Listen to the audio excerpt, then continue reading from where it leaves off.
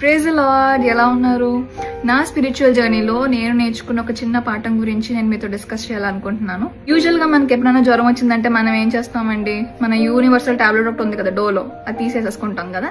అప్పటికీ తగ్గలేదు అనుకోండి, డాక్టర్ని కన్సల్ట్ చేస్తాం, మనకి టెస్టులు చేస్తారు. టెస్ట్ లో వచ్చిన రిపోర్ట్స్ బట్టి అది ఏ టైప్ ఆఫ్ ఫీవర్ అనేది కేటగరైజ్ చేసి అకార్డింగ్లీ మనకి మెడిసిన్స్ ఇస్తారు. మా డాడీ ఉన్నన్ని రోజులు ఎలా ఉండేదంటే, నాకు కానీ మా మమ్మీకి కానీ బయటికి వెళ్ళి ఎలా కొనుక్కోలేనది కూడా ఏం తెలిసేది కాదు. పిన్ టు పిన్ ప్రతిదీ మా డాడీ తీసుకొచ్చి ఇంట్లో మాకు పెట్టేవారు అనమాట. డాడీ చనిపోగానే నాకు వచ్చిన ఫస్ట్ క్వశ్చన్, నా ఇల్లు ఎలా గడుస్తుంది.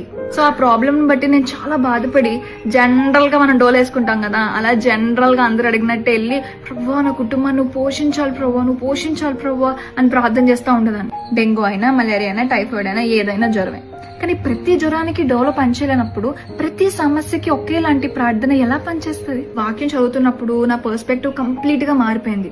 హన్నా చేసిన ప్రార్థన గొప్ప ప్రార్థన. హన్నా అంత బాధలో, అంత వేదనలో, నోట్లోంచి మాట కూడా రాలేని స్టేజ్ లో సన్నిధికి వెళ్ళి ప్రార్థన చేసినప్పుడు, ప్రభువా నేను గొడ్రాను ప్రభువా, నాకు పిల్లలు లేవు ప్రభువా అనలేదు. ప్రభువా నాకు ఒక మగ పిల్లడు నువ్వు, నీకు ప్రతిష్ఠించుకుంటానని స్పెసిఫిక్ గా క్లియర్ గా ప్రార్థన చేస్తుంది. ఆ రోజు నాకు అర్థమైంది ఏం తెలుసా, నేను సుదీర్ఘమైన ప్రార్థన కాదు చేయాల్సింది, స్పష్టమైన ప్రార్థన చేయాలి అని దేవుని దగ్గరికి వెళ్ళాను. ఆ రోజు దాకా పోషించు ప్రభువా నా కుటుంబాన్ని అడిగిన నేను, ఆ రోజు నుంచి మాత్రం నా ప్రార్థనలో ఒక వ్యత్యాసం. వేరొకరి దగ్గర చాపకుండినట్లు నా కుటుంబాన్ని పోషించు ప్రభువా అని అడగడం మొదలు పెట్టాను. దేవుని వాక్యం చెప్తుంది కదా, మనం అడుగు వాటి కంటేను, ఊహించు వాటి కంటేను అత్యధికమైనవి దేవుడు మనకు అనుగ్రహిస్తాడు. అలాంటి స్పెసిఫిక్ స్పష్టమైన ప్రార్థనకు ఉండే పవర్ ఏంటో మీకు తెలుసా? అన్న ఏమడిగింది? కుమారుడు కావాలి ప్రభువా అని స్పెసిఫిక్ గా అడిగింది. కానీ దేవుడు ఏం చేశాడు? కుమారుడిని ఇచ్చాడు, కానీ ఆర్డినరీ కుమారుడిని కాదు. దావీదు మహారాజును అభిషేకించే గొప్ప ప్రవక్త సమూయేలు ప్రవక్తను కుమారునిగా ఇచ్చాడు హన్నాకి. హన్నాకి కార్యం చేస్తున్న దేవుడే నా జీవితంలో కూడా కార్యం చేశాడు. ఒకరి దగ్గర తీసుకునే స్టేజ్ లో నన్ను ఉంచొద్దు ప్రభు, అట్లా పోషించు అని నేను అడిగాను.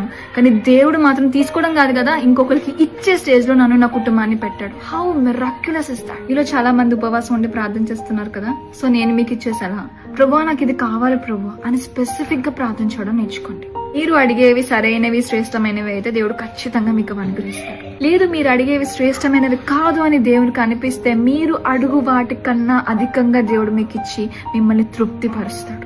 నా జీవితాన్ని మార్చిన ఈ చిన్న టిప్ ని మీరు మర్చిపోకుండా పాటించండి. May God bless you.